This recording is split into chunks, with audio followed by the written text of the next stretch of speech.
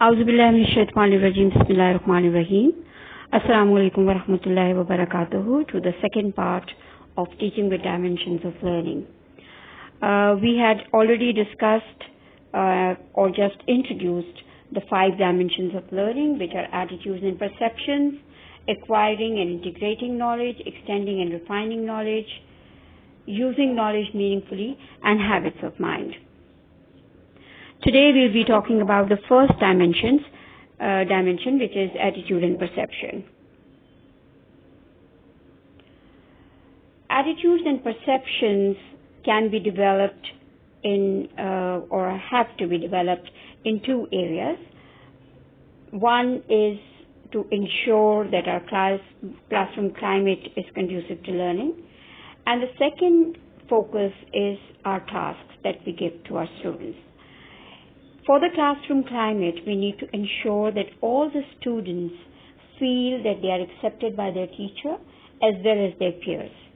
If a child is being bullied, or if the child feels that he is ignored by the teacher, or if the child feels that the teacher has favorites and she or he will only give good marks to those people, or if they have this perception that the tasks that are given in the class are always difficult and I don't have the capability of achieving good marks in this particular teacher's assignments, then the child will not learn effectively.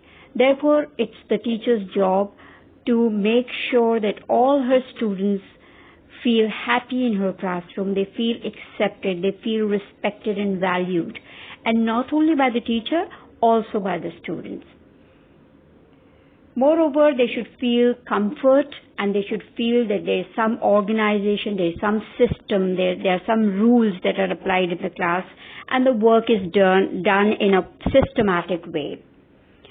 About the tasks, it is important that the child perceives that these tasks that I have been given are important to me, and they are valuable for me, and they are going to help me in my real life. And they should believe that they have the ability and they have the resources to complete those tasks. Moreover, they should understand what the requirement of the task is. The task should be explained clearly, and proper guidelines should be given as to how the tasks have to be completed. Let's look at all of these in a little more detail. To foster students' sense of acceptance, what can the teacher do? What are the things that she or he needs to do so that the children feel that they are accepted and they are valued and they are respected?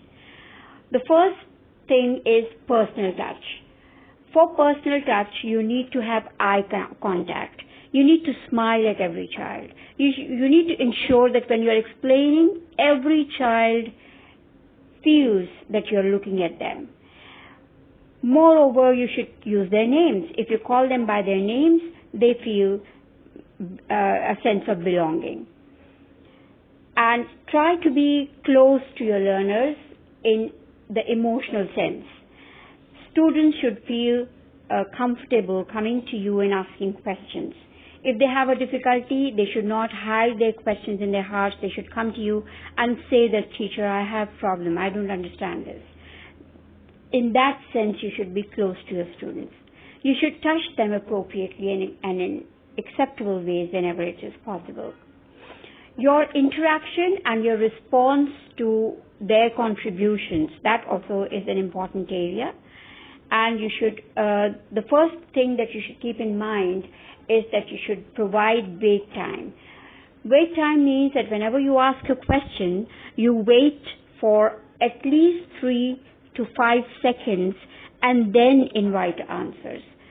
If you are in the habit of giving wait time, then all the students will patiently think and the answers will be more composed and well thought out. Plus, those students who take a little longer to compose their answers will be able to contribute in the classroom. Otherwise, the few students who are quick and who are vigorous and who are always energetic, they would just quickly give responses, and those students who take a little longer will never be participating in the class. Moreover, they will switch off completely and they will not participate at all. Then the second thing is dignifying responses. Dignifying responses mean that when the children give a wrong reply, how do you respond to their wrong replies? If their answer is incorrect, it's easy to say incorrect. Even if the answer is correct, it's easy to say correct. But to make the children think about the answer, it is important that you ask questions. What made you think that this is the answer? How did you know? How did you find out? What sentence in the textbook or the content makes you think that? What was in my explanation that made you think that this is the answer?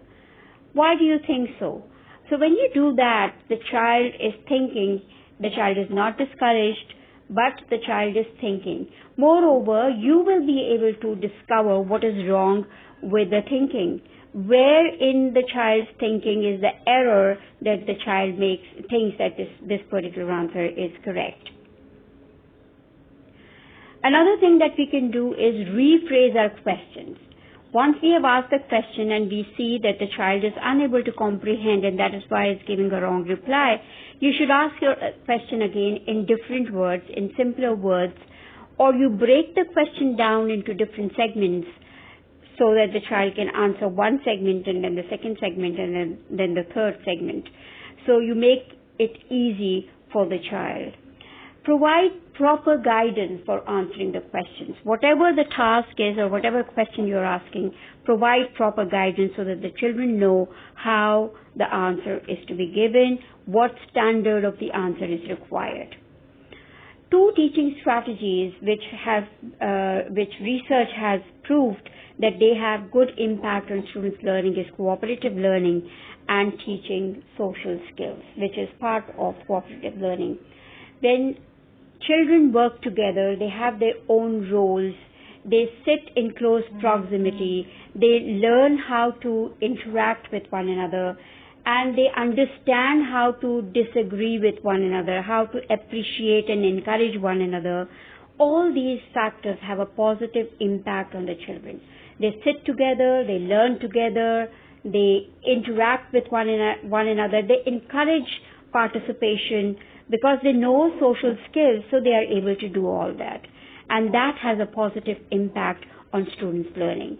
So eye contact, using names, staying close to the children, touching the children appropriately, and then providing wait time, dignifying the responses of the children, restating or rephrasing the question, providing proper guidance, and using cooperative learning and systematically teaching social skills are some of the key points which help a teacher to foster students' sense of acceptance.